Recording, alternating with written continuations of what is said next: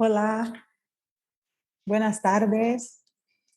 Nos gustaría agradecer mucho la presencia de todos y todas aquí.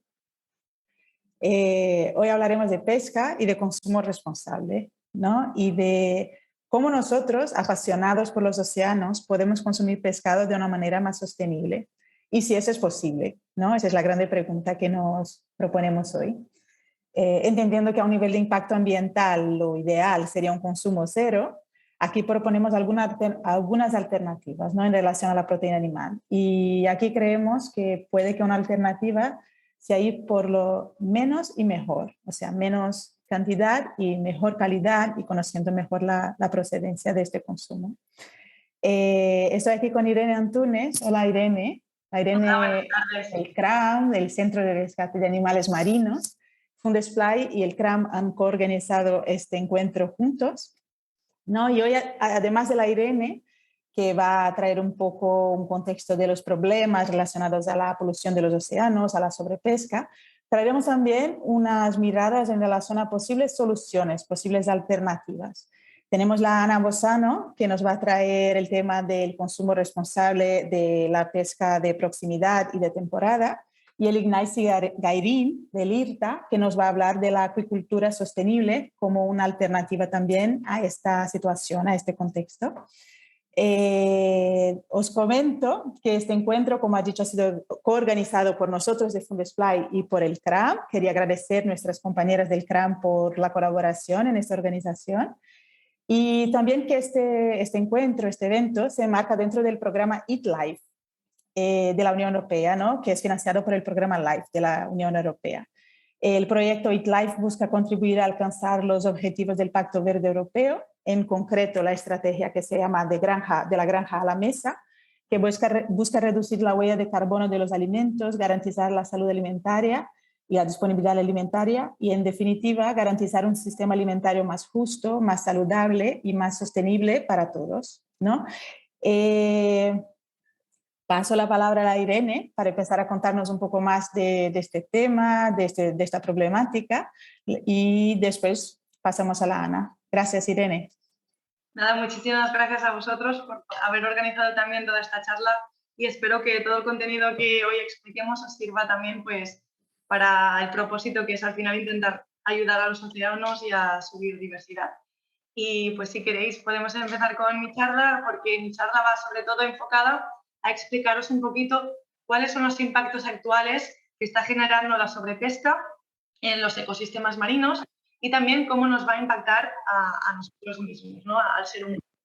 5 céntimos, yo vengo de la Fundación CRAM, si no sabéis lo que es el CRAM, es un centro de recuperación de animales marinos, que estamos justo aquí en el Prat de Llobregat. Y dada la presentación, pues os explico un poquito, os introduzco un poquito a nivel de contexto histórico cómo ha ido evolucionando también pues todo el sistema pesquero en los últimos años, ¿no? Y nos encontramos, si veis este gráfico, que desde los años 50 sí que hemos podido observar que ha habido un aumento de las capturas. Toda esta parte de color naranja serían las capturas, digamos, directamente en los océanos. Y desde los años 50, que tiene relación también con la revolución industrial, ese aumento de capturas se ha incrementado también en relación a que la población mundial pues, también ha crecido y, por tanto, la demanda y el consumo de recursos vivos del mar también ha aumentado, ¿no? Al mismo tiempo, en los últimos años sí que las capturas se han estabilizado un poquito, a pesar que en el 2018 hubo un récord de capturas, pero toda la franja, toda esa área de color azul que veis en el gráfico serían todos los recursos que ahora obtenemos a través de la acuicultura también, porque esos recursos vivos del mar ya no dan a más, entonces tenemos que buscar otros métodos también pues, para poder seguir produciendo esos recursos vivos marinos, ¿no? Entonces, otra pregunta que os puede surgir es, todas estas capturas, ¿cómo suelen realizarse, no? Por ejemplo, aquí en el Mediterráneo, la mayoría de las embarcaciones que hay a nivel de número son embarcaciones artesanales. Sin embargo, todas esas embarcaciones suponen el 15% de las capturas totales, hablando concretamente del mar Mediterráneo. Entonces, la mayoría de capturas normalmente se realizan con artes industriales, ¿vale? Y aquí es donde estas artes industriales son las que más impactan en la biodiversidad marina y en todos los ecosistemas del océano.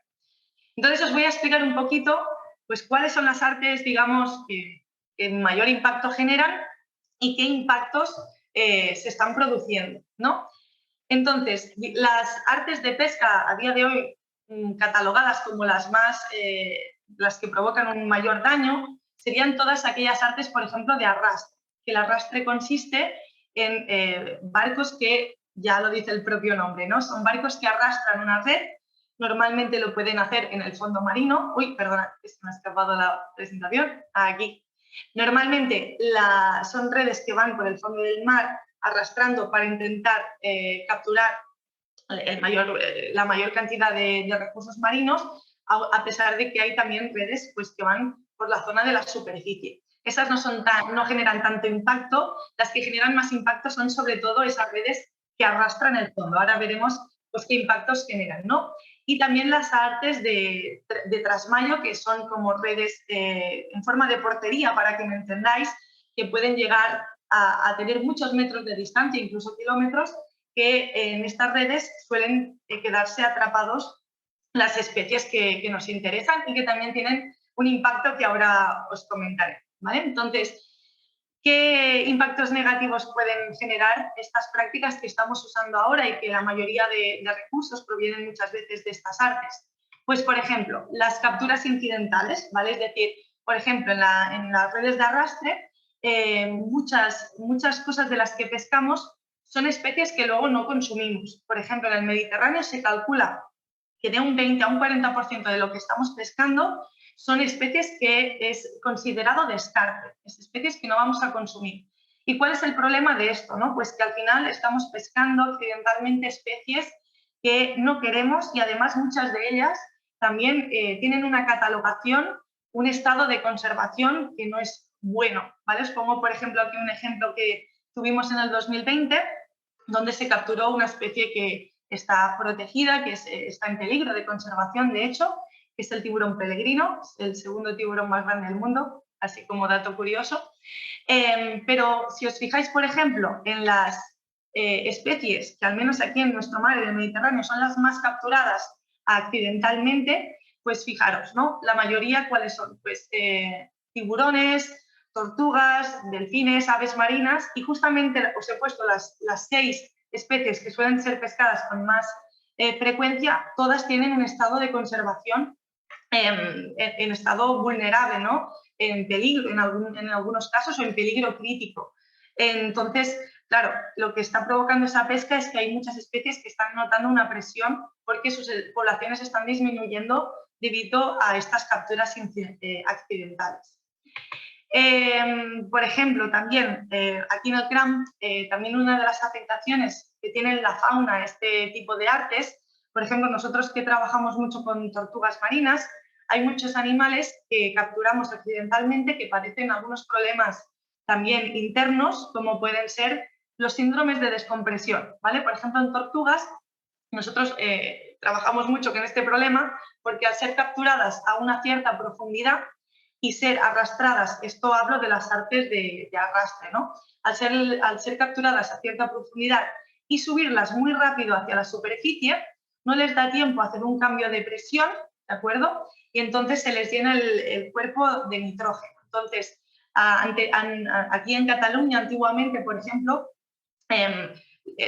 capturar una tortuga está prohibido, por tanto, muchos pescadores lo que hacen es devolver al mar ese animal y, claro, un animal, aunque parece, en el caso de la tortuga, que esté bien, dentro tiene mucho nitrógeno en sangre debido a ese síndrome descompresivo. Entonces, muchas tortugas no pueden, digamos, resolver ese problema y muchas acaban falleciendo debido a este problema. A pesar de que, bueno, en los últimos años también, por decir cosas positivas, muchos pescadores nos están ayudando y nos están avisando para poder también solventar este problema. Cuando pescan accidentalmente una tortuga, suelen avisarnos y podemos dar atención a estos animales, ¿no? Pero claro, esto solo aquí en Cataluña, en otros ámbitos, en otras áreas, pues estas acciones no se llevan no se realicen y muchos animales pues pueden tener este problema y no tienen ningún tipo de atención tampoco, ¿no? Otras problemáticas también, pues muchas veces esas capturas accidentales, a veces hay una mala etiquetación también de los productos que consumimos. Esto aquí, por ejemplo, con el asmobranquios, con todo lo que son los tiburones, las rayas, etcétera. Muchas veces también el etiquetaje es incorrecto y estamos comprando especies que a veces la etiqueta nos indica que es una especie, pero realmente es otra. Y muchas veces también estamos filtrando especies que están protegidas y las estamos vendiendo porque no hay un buen etiquetaje ni un buen marcaje. O, por ejemplo, en el caso de los tiburones, hay prácticas, no sé si conocéis una práctica que se llama finning, en castellano aleteo, que consiste en cortar las aletas de los tiburones y el cuerpo no se aprovecha. Se descarta el tiburón y solo se cogen las aletas porque son muy preciadas. Esas aletas están hechas de cartílago y luego se usan para otros productos. Aquí, por suerte, en Europa, esa práctica en tiburones está prohibida, no se puede hacer aleteo en la embarcación, pero, por ejemplo, en mantas o rayas se sigue practicando y, por ejemplo, España también es uno de los primeros países en exportación de aletas de tiburón.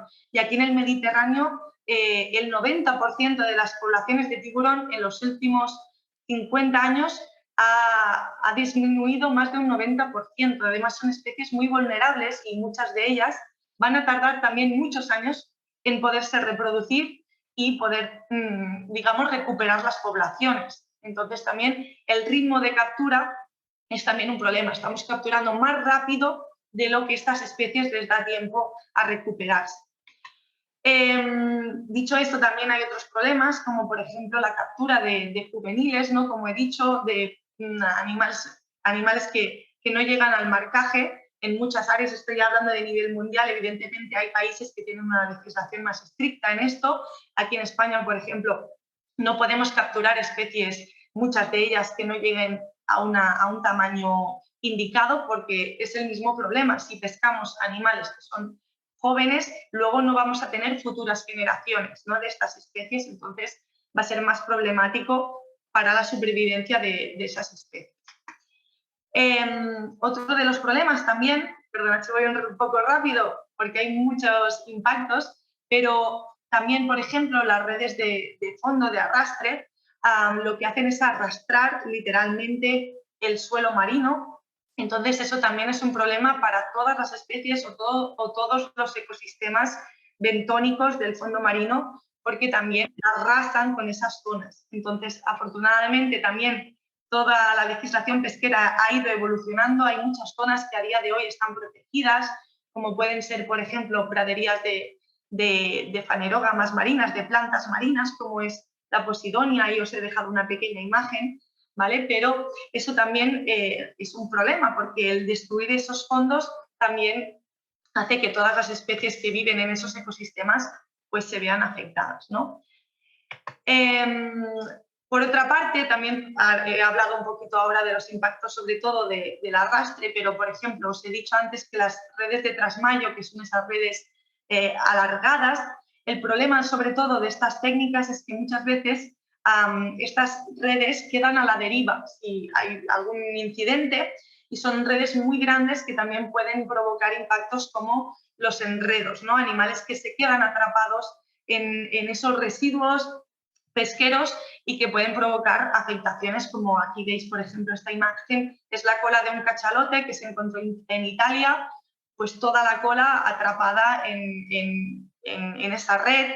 Por ejemplo, os he puesto un caso de una tortuga que tuvimos en el CRAM también, que quedó atrapada en un arte de pesca y también perdió uno de sus miembros. De hecho, hace poquito, unas semanas, aquí en Baleares se encontró una ballena jorobada también atrapada en un arte de pesca, y entonces eso también afecta a esas especies. Muchas de ellas no van a poder quitarse ese residuo y les va a provocar afectaciones también, ¿no?, en su vida y incluso en su salud. Y ya terminando un poquito también, claro, tenemos el tema de la acuicultura, que es una idea que puede ser muy buena para intentar también minimizar los impactos que a día de hoy están afectando al ecosistema. Pensad que la mayoría de poblaciones que estamos pescando están sobreexplotadas. Aquí en el Mediterráneo la mayoría de especies están sobreexplotadas. Entonces la acuicultura podría ser uno de los recursos. Lo que pasa es que a día de hoy también mucho del alimento con el que alimentamos también a estos peces en cría también proceden de la pesca, es decir, mucha pesca, más del 12% de lo que pescamos no suele ir hacia consumo directo humano, el 82% es usado para harinas y aceites de pez, que esos son usados para alimentar a peces que estamos criando. Entonces, aquí aún hay que avanzar en este aspecto para mejorar también la acuicultura, porque también hay muchas zonas donde se cultivan los peces muy juntos, generando también estrés en estos animales, también patologías donde se tienen que usar antibióticos o otros medicamentos para criar a estos animales. Incluso también provocan un impacto ecológico y ambiental en la cría, porque generan residuos también. Entonces, a día de hoy, la pesca está evolucionando hacia un sistema mucho más sostenible, pero aún nos queda bastante camino por hacer. Entonces, creo que todo el mundo puede aportar un pequeño cambio, alguna acción que pueda ir avanzando a medida que la pesca va evolucionando a un sistema mejor, pues nosotros de forma individual también podemos presionar para que ese cambio se desarrolle más rápido. Y para terminar, ¿por qué es tan importante, ¿no? También todo esto? Porque es importante preservar toda esta biodiversidad, todos estos ecosistemas, pues ya para empezar, porque le debemos la vida al océano. Pensad que de cada 3 respiraciones que realizamos, 2 proceden del oxígeno que se genera en el océano. Ya solo por respirar le debemos la vida, sino que también el hecho de presionar al ecosistema marino, a unas especies concretas. Si estas especies desaparecen o sus poblaciones disminuyen, eso va a afectar a toda la cadena trófica, a todos los ecosistemas. Entonces, que una especie desaparezca va a producir que otras especies con las que están relacionadas estas especies también sufran, ¿no? Entonces, es muy importante por ello que todo esté en equilibrio, tanto nuestra vida como la del océano, como la de nuestra forma de vivir, ¿no? Toda la parte económica y social, ¿vale? Entonces, bueno, dada esta introducción, muchas gracias por vuestra atención, por estar aquí conectados, y espero que las aportaciones de Ignacio y Ana os ayuden también pues, a tener esas herramientas para poder conservar toda esta fauna, esta biodiversidad. Así que un placer haber estado con vosotros. Muchas gracias, Irene, por nos haber situado, ¿no?, ante estos retos ambientales. Y pasaremos ahora a escuchar algunas posibles estrategias, algunas posibles alternativas, ¿no?, para hacer frente a este contexto que estamos. Ahora paso la palabra a la Ana Bozano del proyecto El Peix al Plat. Gracias, Ana, por estar hoy con nosotros. Y te paso la palabra para que expliques un poco qué hacéis en el Peix al Plat y cuáles estrategias y soluciones propones. Muy bien, muchas gracias por contar conmigo y en este día donde compartimos información sobre la pesca responsable y consumo sostenible. Entre todos, dar una imagen de futuro un poco mejor y dar esperanza sobre todo. Bueno, en el Peix al Plat es un proyecto que nace de 2 biólogas marinas y que actúa para acercar al consumidor a un producto local y por lo tanto dar a conocer lo que estamos comiendo y tenemos a disposición. Bien, hablamos por lo tanto de pesca de proximidad y consumo responsable. Dentro de este tema hay que centrarse en los que son los objetivos de desarrollo sostenible para llegar a la agenda 2030 bien preparados. Y dentro de estos objetivos de desarrollo sostenible tenemos el número 14, en total son 17, tenemos el número 14 que se centra en la vida submarina y que dice que hay que conservar y utilizar sosteniblemente los océanos, los mares y los recursos marinos, Pero al mismo tiempo tenemos el Objetivo de Desarrollo Sostenible número 12, que dice que hay que garantizar modalidades de consumo y producción sostenible para que haya una producción y un consumo responsable para todos y en modo equitativo. Por lo tanto, vemos la palabra sostenible repetida muchas veces. Y ya sostenible está repetido, digamos, lo encontramos en muchísimos contextos. En estos, sostenibilidad, lo sabemos, pero bueno, lo repetimos, una actividad que dure en el tiempo, obviamente rentable económicamente, pero que no perjudique el medio ambiente, ni hoy ni en el futuro. ¿Cuál es el problema de ser sostenible? Y que no tenemos una educación sostenible hasta ahora. Venimos de décadas donde nos han educado a que si tenemos una necesidad, tenemos que buscar la respuesta y si hay un residuo a esta respuesta, pues no pasa nada. Es decir, fácil. Tenemos sed, buscamos una botella de agua, la botella de agua la más fácil que tenemos son las botellas de plástico, la utilizamos y la lanzamos, la tiramos. Plástico en solo uso, contaminación. Por lo tanto, venimos de una mentalidad de economía lineal. Lo que tenemos que hacer es dar un cambio hacia la famosa economía circular. Y para esto hay que hacer un cambio de hábitos. Los cambios de hábitos a nivel social son lo más complicado que se pueda conseguir. Por lo tanto, para que se consiga este cambio de hábitos, hay que educar. Educar, perdón, que no me pasa la ahora. Educar, es decir, que las personas tengan conocimiento de lo que están haciendo. Y es verdad que cuando alguien nos explica o nosotros mismos somos capaces de llegar al conocimiento de algo, tenemos el efecto wow, lo hemos entendido, ¿no? Y a partir de ahí tomamos conciencia. Cuando tomamos conciencia es cuando pasamos a la acción. Sin estos procesos no hay acción. Y los gobiernos lo que nos piden es pasar a la acción sin el conocimiento. Bien, toda esta introducción es para decir que a pesar que en España y en Cataluña se consuma mucho pescado, es el producto menos conocido de nuestra gastronomía. Por lo tanto, hay que empezar a dar un conocimiento, para decir esto, realmente empezando con el sector, es decir, qué tipo de pesca tenemos. Ya Irene nos ha introducido algunas técnicas. Aquí en Cataluña tenemos el arrastre, el cerco y la pesca artesanal. Cuando explicamos estas técnicas a las personas, muchas veces no saben qué hay detrás, qué diferencia hay, qué tipo de pescado traen una o la otra. El arrastre, aquí tenemos 215 barcos, trae pescado blanco y marisco. El cerco, pescado azul. La pesca artesanal es la más abundante, como en toda España.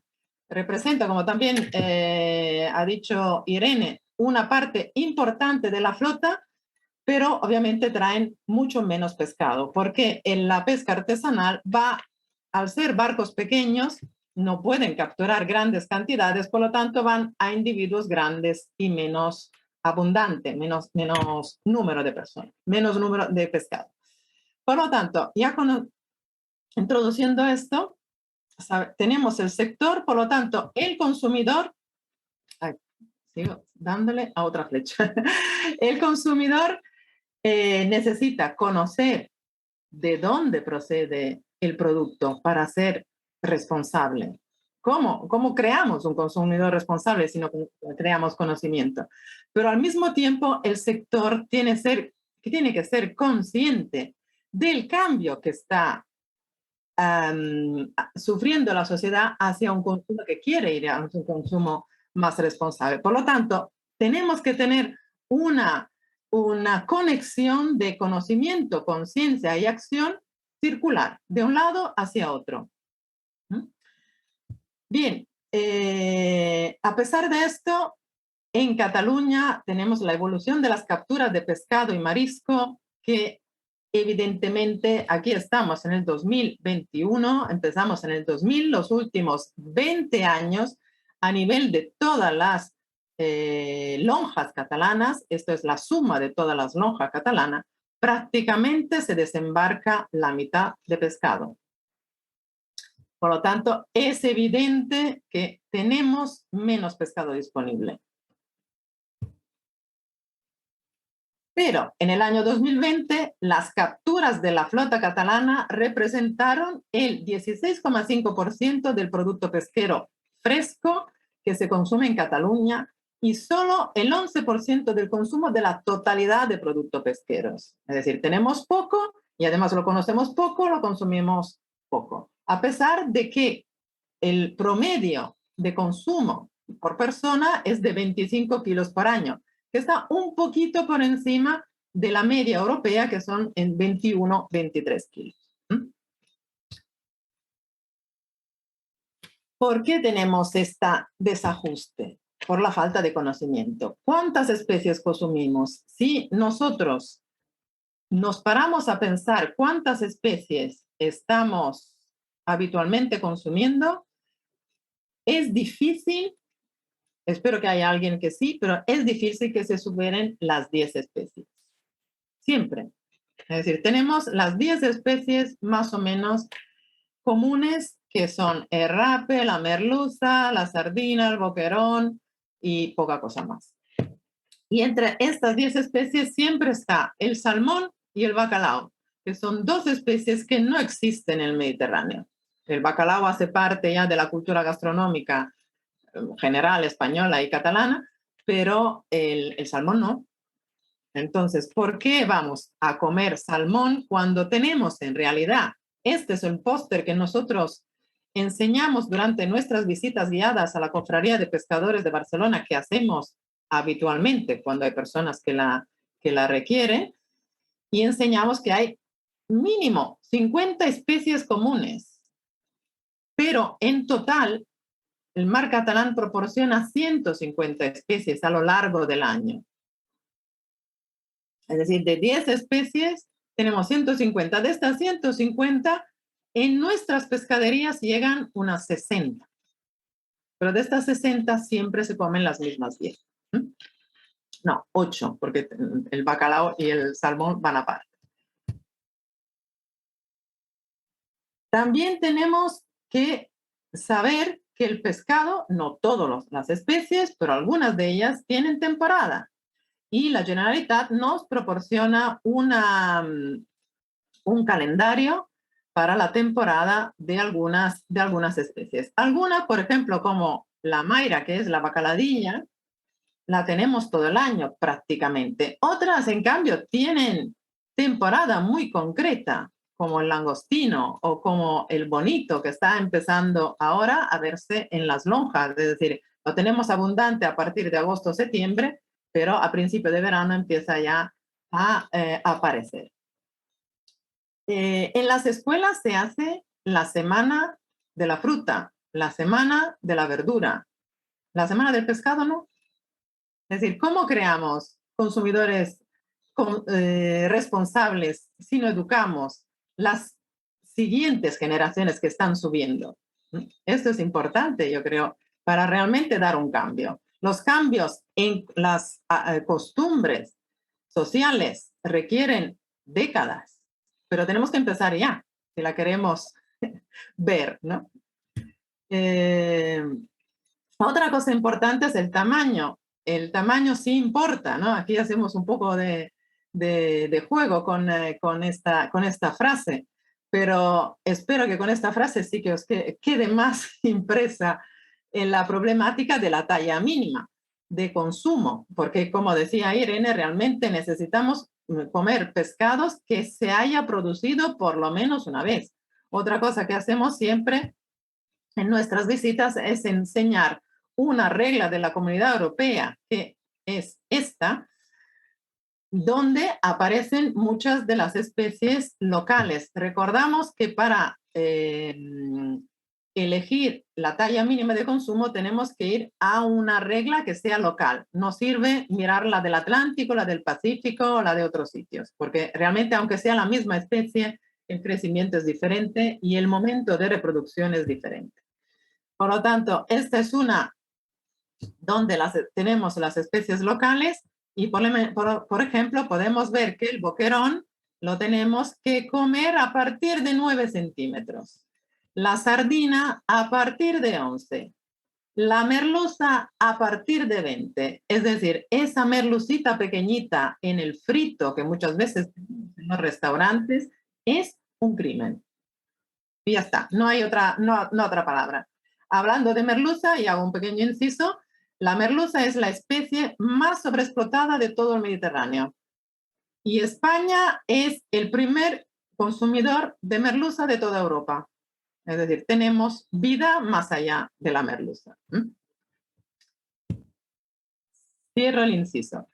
Por lo tanto, para ser consumidor responsable, ¿qué tenemos? Las etiquetas informativas necesarias en las pescaderías. Desafortunadamente, no todas las pescaderías tienen esta etiqueta informativa. La Generalitat añade a la etiqueta informativa general europea esta etiqueta que es local, donde el pescatero o la pescatera pueden decir que tienen pescado de lonja. Entonces, esto ayuda, aunque no tengamos esta general, que es un poco más complicada de rellenar cada día, pero no es imposible, por lo menos que ayuda al consumidor a saber que tenemos pescado de lonja en esta pescadería. En la etiqueta general necesitamos saber, obligatorio, denominación comercial, y ya el nombre científico sería pedir la carta a los Reyes Magos, pero denominación comercial. Método de producción, zona de captura, es decir, necesitamos la trazabilidad de esta especie. ¿Con qué arte de pesca se captura? Para ser sostenible necesitamos saber si ha procedido del arrastre, de las artes menores o del cerco. Si el producto ha sido congelado y descongelado, y luego nosotros lo compramos y lo congelamos otra vez, cosa que le hace perder aún más todos los nutrientes que tenía en origen. Obviamente, si ha sido congelado, la fecha de duración, si tiene algunos productos que puedan provocar alergia y el precio. Vale. Toda esta información necesaria para ser consumidor responsable. ¿Qué tenemos en las pescaderías? Esto, ¿verdad?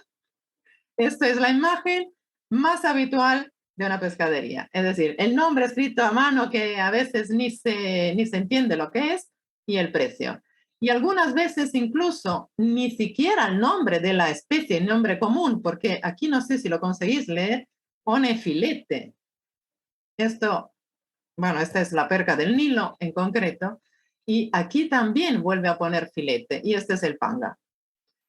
Es decir, las personas que no tienen cultura de pescado lo compran porque está ya limpio, sin espinas, etcétera, y no tienen idea de lo que están comprando.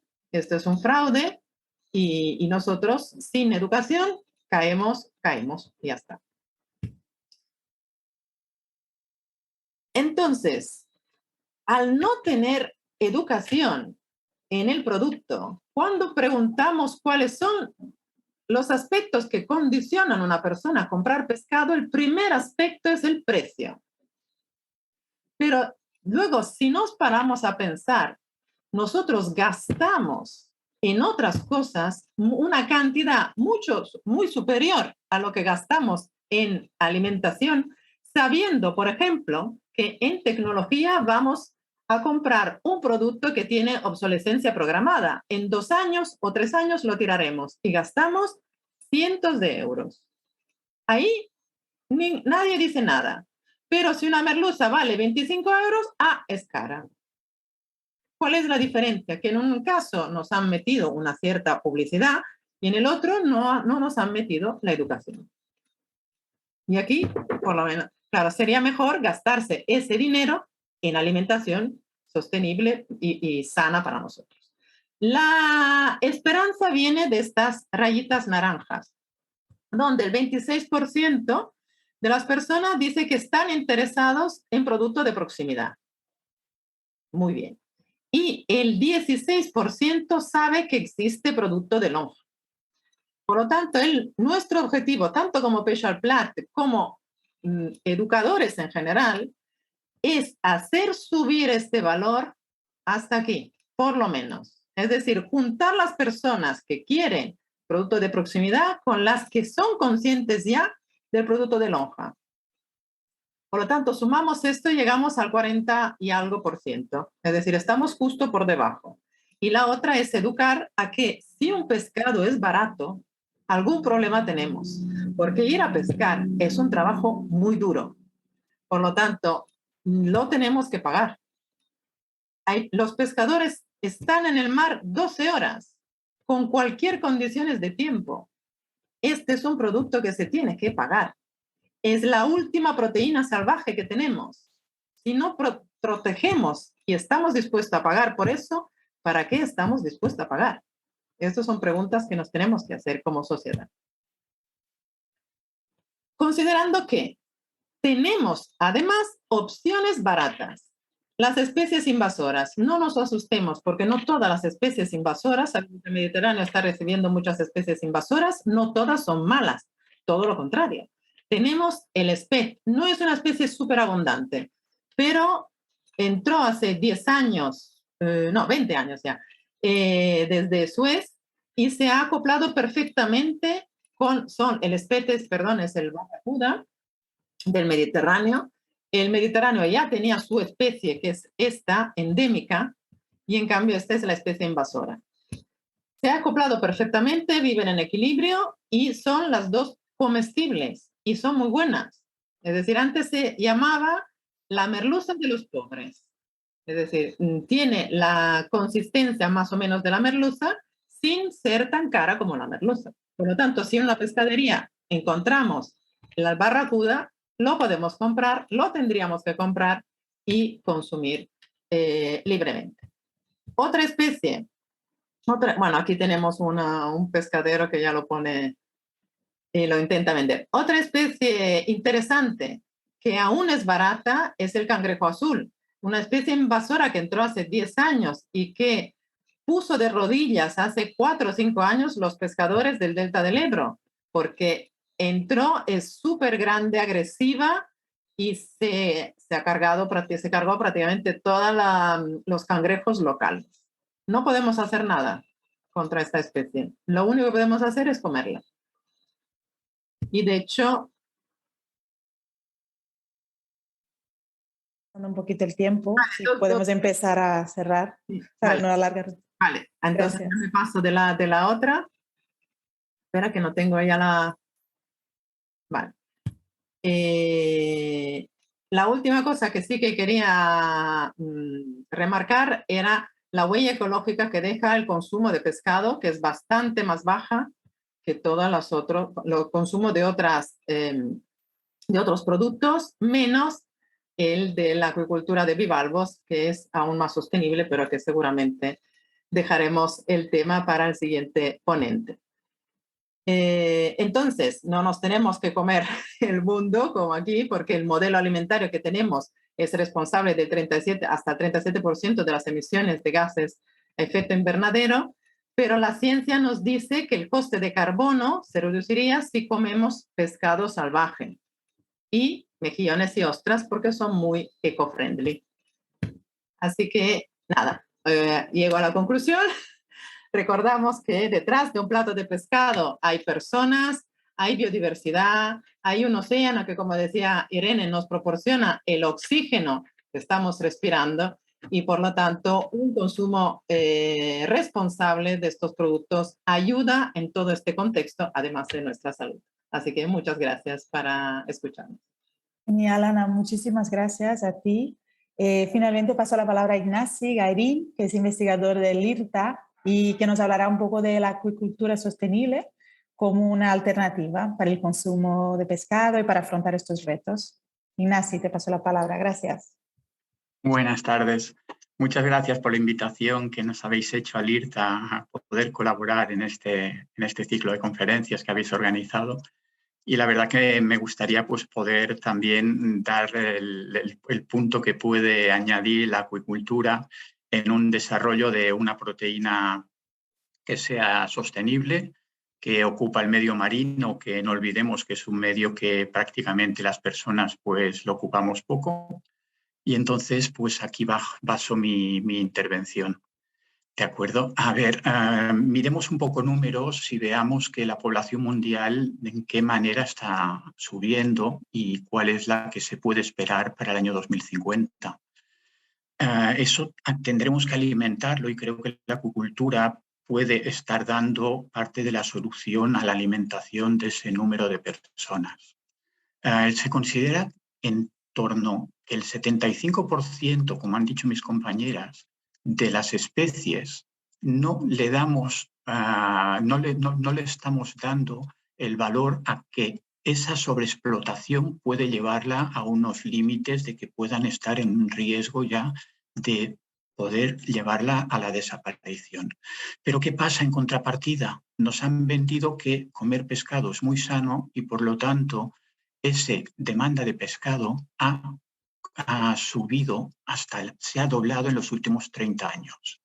¿Cómo ha contribuido la acuicultura a poder dar parte de la solución a ese problema? Que no a la sobreexplotación, pero sí vemos que ya desde el año 2018 la producción acuícola había superado lo que serían todos los métodos extractivos de la pesca. Toda esa pesca captura mundial que ya no llegaba a los 100 millones de toneladas, ya se vio incrementada por la acuicultura, que ya sobrepasaba ese número.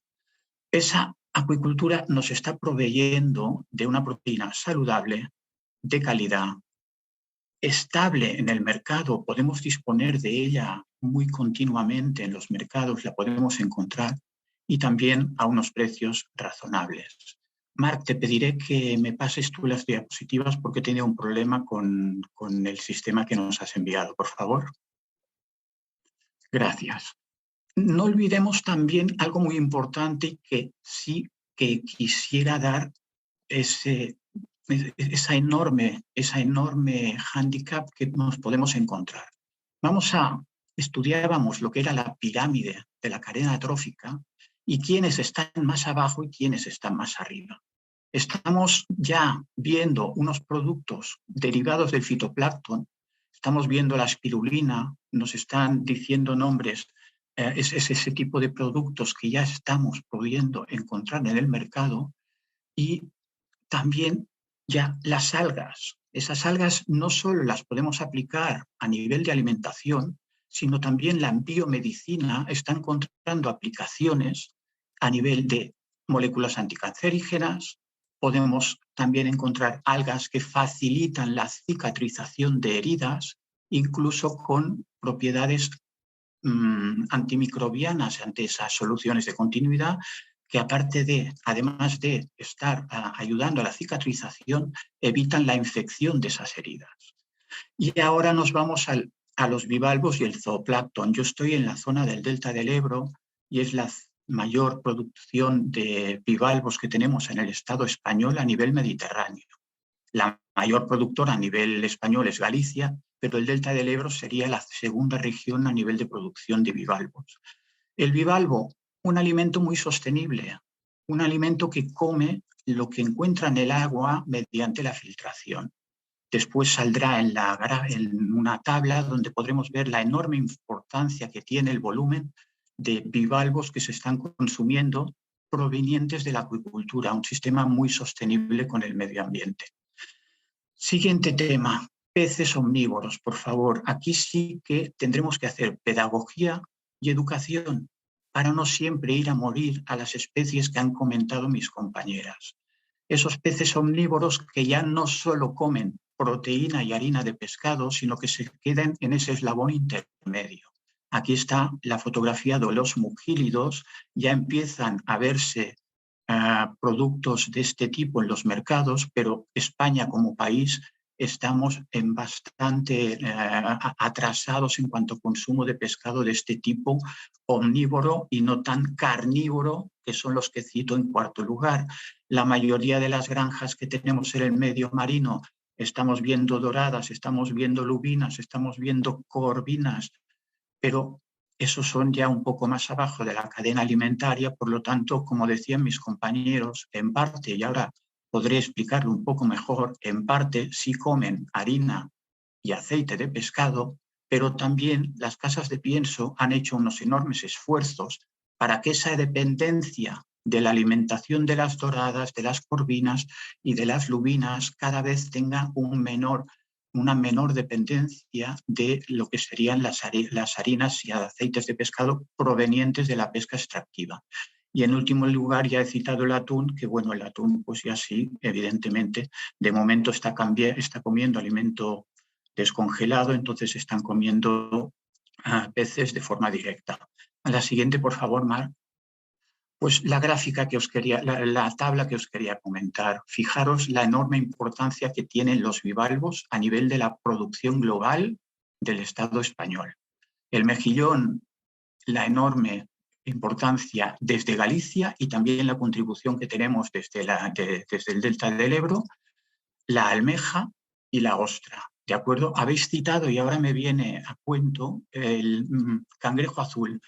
Teníamos un gran marisqueo en la zona del Delta del Ebro. El cangrejo azul nos la ha diezmado enormemente.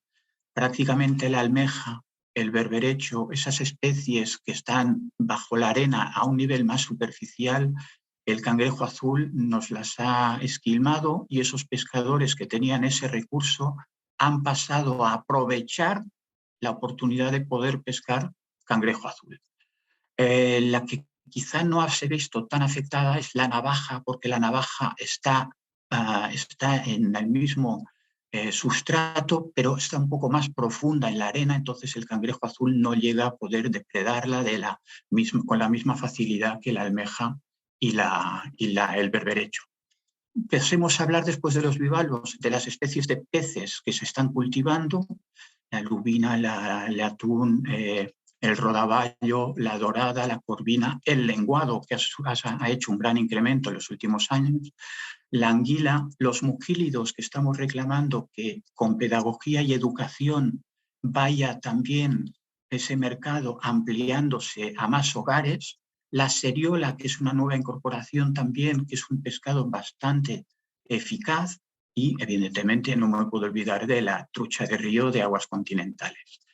Tenemos unas pequeñas producciones de crustáceos, veis los dos langostinos, y vámonos abajo de todo de la cadena trófica. Las algas. Las algas tenemos una producción muy pequeña, pero está en incremento. Se está en incremento, está aumentando, esto serían las macroalgas, pero también, como os he comentado antes, pues la espirulina y la clorela, que no serían macroalgas sino microalgas, también están ya popularizándose también a nivel de consumidor. La siguiente, por favor, Marc. El otro factor a tener en cuenta, ¿de dónde comemos, de dónde proviene el pescado que ingerimos? Mis compañeras también han hecho hincapié en que esto es importante, no solo lo que comemos a nivel de impacto ambiental, sino también de dónde viene. Es otro impacto ambiental que compremos pescados de 2.000, de 4.000 o de 6.000 kilómetros de distancia. Por lo tanto, sí vemos que hay una obviedad, que España es más consumidora que productora de pescado. Entonces dependemos de estas importaciones y ver desde qué lugar nos llegan, también podemos contribuir a hacer esta actividad del comer pescado algo más sostenible. Las ventajas, a ver, la acuicultura tiene una menor huella de carbono comparado con otras actividades de ganadería. También una menor necesidad de agua dulce. El agua dulce es un bien muy preciado y cada vez nos estamos dando más cuenta que esto tiene más importancia y tenemos menos disponibilidad. Y, por supuesto, desarrolla la economía local. La oportunidad que tenemos es el engorde de organismos de la parte baja de la cadena trófica, esos algas, esos bivalvos, esos mungílidos que os he ido mencionando en las anteriores diapositivas. También los peces tienen una gran ventaja respecto a otras ganaderías, que es que nos pueden rendir hasta un 60% de lo que sería el peso vivo de lo que compramos. Vamos también a hacer más sostenible nuestros hábitos de alimentación fomentando la economía circular. El pienso está cada vez más aprovechando residuos que no tienen otra utilidad directa al consumo, como serían las espinas, las vísceras, las que serían estructuras óseas de los pescados que estamos fileteando y presentando en el mercado. Eso deja un residuo que puede ser útil por los ingredientes que lleva asociados. También dar uso, mi compañera Irene presentaba, uso a esas especies que no son valoradas por el consumo humano. No estamos habituados a consumirlas, serán muy pequeñitas, serán poco familiarizadas con nuestra educación y esos pescados pequeñitos o no asociados a nuestro consumo, le podemos dar una utilidad para hacer la aportación de esa harina y aceite de pescado que todavía veremos ahora en la siguiente diapositiva, nos hace falta para la formulación del alimento que permita seguir desarrollando la actividad acuícola. La industria conservera, fijaros cuántas cantidades de mejillones, escabeche se pueden comprar. Esa concha que queda como un residuo también puede dar su uso en terrenos que sean ácidos como abono, ¿de acuerdo? Y también la industria conservera deja un agua a nivel de preparación de los atunes, a nivel de preparación de las caballas, que puede ser, esos aceites que quedan también pueden ser utilizados para la composición de los alimentos que se formulan en el pienso para alimentar a las granjas. Por supuesto, tenemos que seguir profundizando en la recerca, en la investigación, identificar nutrientes con un perfil elevado de omega 3. ¿De acuerdo? La siguiente, por favor, Marc. Gracias. Ese pienso vamos a seguir hablando de él. Estábamos hablando de que esa actividad que empezó en los años 90 utilizaba un 70% de harinas y aceites de pescado y actualmente ha bajado hasta el 30%. Sería insostenible completamente estar alimentando más peces como tenemos hoy en día en el mar si no hubiéramos avanzado en la investigación, disminuyendo hasta qué punto las necesidades de la dependencia de peces que se necesitan como fuente de aceite y harina de pescado. Las microalgas también tienen un porcentaje de proteína y de lípidos que sería interesante para la formulación de piensos. De momento hay que añadirles unos enzimas para que el pescado pueda digerir ese alimento. Y como futuro, los insectos, una fuente de proteína que se avecina como ser muy sostenible y ya la Unión Europea la ha autorizado para alimentación de animales de compañía. Incluso la última autorización se da como útil para el pienso de aves de corral y de cerdos. La siguiente, gracias. También ha salido, a ver, hace poco nos salía en la televisión que la vía del Maresme en Cataluña está prácticamente a trozos, se está colgando. No habrá dinero para la regeneración de playas y tenemos el verano aquí acechando a la esquina. Cada vez más el mar nos tiene una enorme influencia sobre la parte más cercana de la costa. Os hablo del territorio en el que yo habito, el delta del Ebra.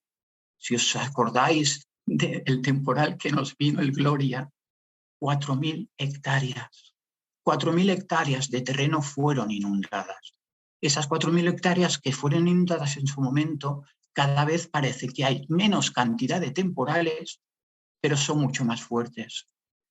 Entonces nos surgió la posibilidad de esa costa que cada vez se va salinizando con más asiduidad, darle una utilización para volver a conrear esos cultivos a base de bivalvos. Tuvimos un proyecto en el IRTA Pleamar donde se probó cultivar almeja en esos arrozales limitados con la costa que el mar de forma habitual está entrando año sí, año no.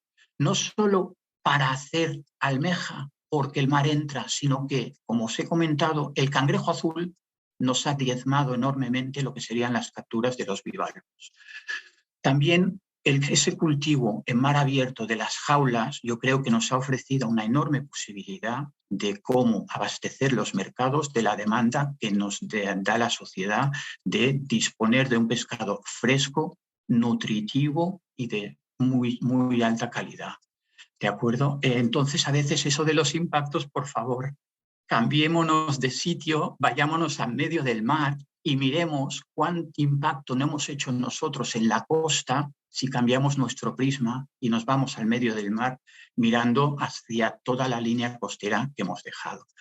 Muchas gracias de verdad por el tiempo que me habéis dejado para hacer la exposición desde el IRTA y por la iniciativa que ha sido de verdad enorme en la feria que habéis organizado. Gracias. A ti, Ignacio, muchísimas gracias, muy interesante. Comentaros también que hemos elegido hablar de estas dos estrategias, pero tan interesantes, ¿no? Pero que hay muchas otras. Hay algunas más controversias que otras. Hay el tema de la carne sintética de pescado, que se está haciendo realidad en algunas partes del mundo. Los sustitutos vegetales, ¿no? Temas bastante alternativas, bastante controversias, pero todas muy interesantes. Es un tema muy complejo, ¿no? Y tenemos ahí varias posibilidades. Y lo más importante es que en este tema nosotros, como ciudadanos, como consumidores, tenemos un rol muy importante, ¿no? A jugar. Abrimos ahora el turno de preguntas. No tenemos mucho tiempo más, pero creo que por lo menos una pregunta a cada uno de los ponentes sí que podemos hacer antes de encerrar la sesión, si os parece. ¿Vale? Hacemos así. Voy a empezar con la Irene. Y la pregunta que nos ha llegado, Irene, es si en vuestro trabajo en el CRAM, con el rescate de los animales, ¿no?, que han sido afectados por estas técnicas de pesca que comentabas, si has notado en los últimos años una tendencia de mejora o una tendencia de peora, ¿no?, que la situación está mejor o peor que hace unos años en relación a esto. Creo que estás sin... Okay. Ahora sí que me escucháis. Pues mirad, desde el 2017 sí que hemos observado un incremento muy notorio de entrada, en este caso, de tortugas marinas. Os estoy hablando de, antes entraban unos 20, 30 casos y el año pasado cerramos la lista de ingresos de tortugas con 90 casos.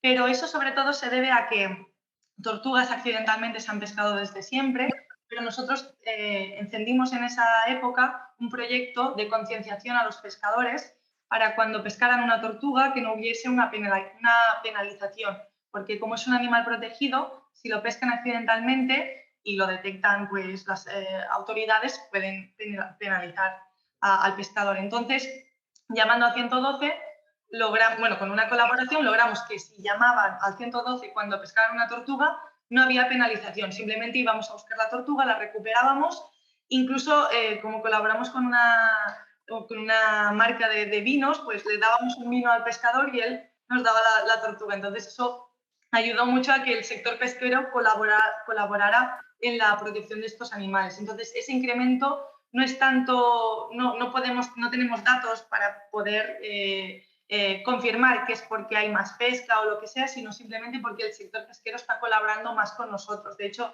la zona donde más colaboran es justamente donde hay más pesca de arrastre, en San Carlos de la Rápita, donde el 75% de las embarcaciones están colaborando con nosotros. Y entonces nuestro mensaje siempre es un poco el mismo, ¿no? Al final tiene que haber un equilibrio entre todos los sectores y llegar a un punto de sostenibilidad, tanto ambiental como económica y social. Entonces, bueno, el argumento fue por eso un poco el resumen. Genial, muchas gracias. La otra que nos ha llegado para la Ana. Ana, si nos encontramos con una talla inferior a la legal, ¿no?, que has comentado, que es muy frecuente, ¿qué podemos hacer? Si se puede denunciar? ¿Qué como consumidores podemos hacer cuando vemos algunas de esas situaciones que has descrito? Bueno, lo primero de todo es, obviamente, no comprarla, ni consumirla si la tenemos en un restaurante. Esto es lo primero. Y luego sí que hay maneras para denunciar, es decir, depende de dónde estemos. Es decir, todas las pescaderías o mercados municipales tienen el libro de quejas. Entonces ahí podemos, aunque sea de forma anónima, decir, yo he encontrado en la pescadería tal un pescado que no es de talla legal. Es muy probable que con una o dos quejas no se haga nada. Pero si todos los consumidores fueran conscientes de que esto sí se puede hacer, entonces sí que podríamos tener una respuesta. La cuestión es que obviamente no debería llegar a una pescadería, ¿vale? En Cataluña tenemos 2 inspectores de pesca. Es obvio que no pueden estar en todas partes.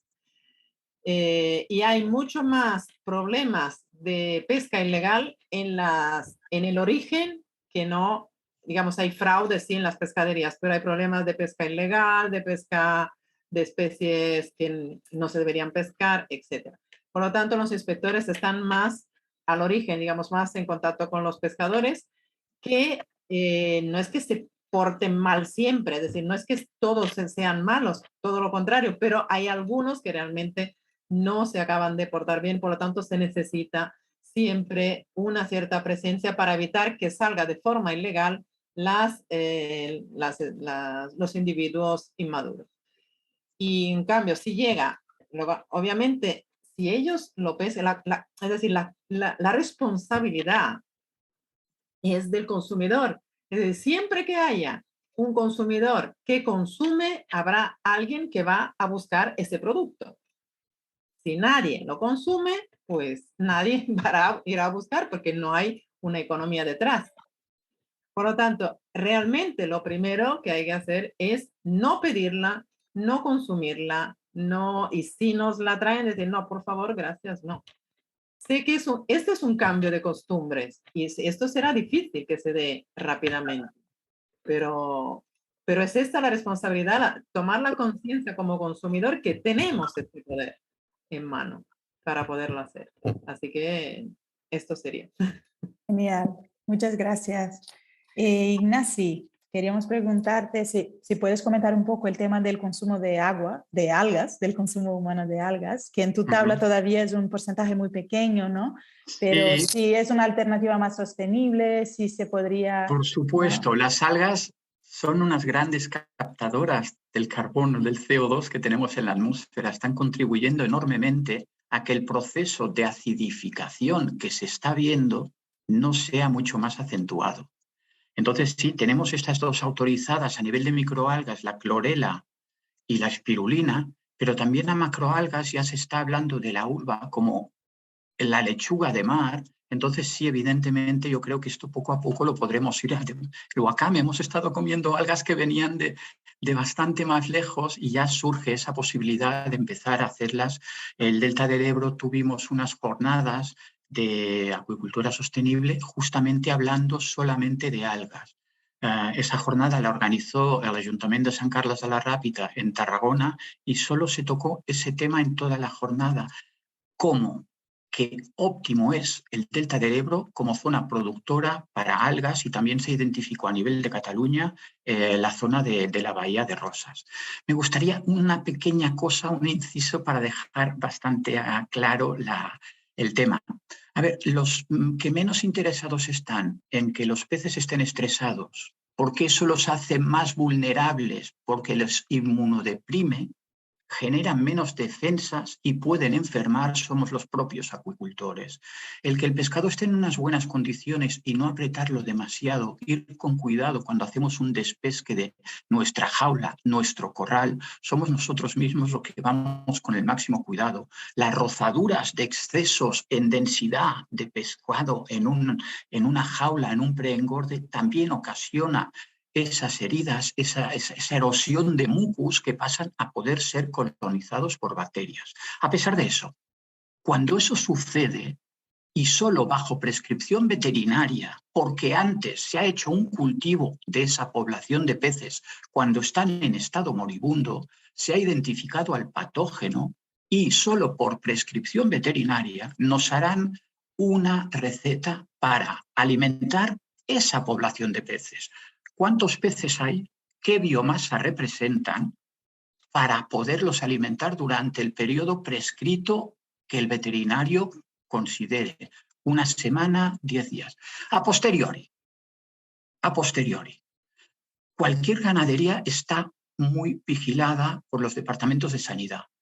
Por lo tanto, después de medicar unos peces, está el periodo de supresión. Eso es, ¿cuánto tiempo necesito esperar para que ese pescado que ha ingerido el antibiótico para sanar lo expulse nuevamente de su organismo y pueda llegar finalmente a la población? Ese periodo de supresión depende de la temperatura del agua. Los peces en verano comen mucho más y tienen el metabolismo mucho más acelerado, por lo tanto el periodo de supresión puede ser de 10 días, pero en invierno, si los peces se enferman, podemos tener periodos de supresión superiores a las 4 semanas. Es para dejar claro que realmente cuando ponemos productos en el mercado es porque son de calidad, pero también son absolutamente saludables para su consumo. Gracias por darme ese tiempo de poder aclarar ese tema. Muchas gracias, Ignasi. Muchas gracias a los ponentes, a los asistentes. Comentaros que mañana os enviaremos el vídeo de la ponencia esta para que podáis asistir, compartir, y también un artículo nuevo, inédito, que hemos preparado sobre el tema de la pesca sostenible y responsable. Vale, muchas gracias. Buenas noches. Adiós a todos. Adiós. Gracias. Adiós.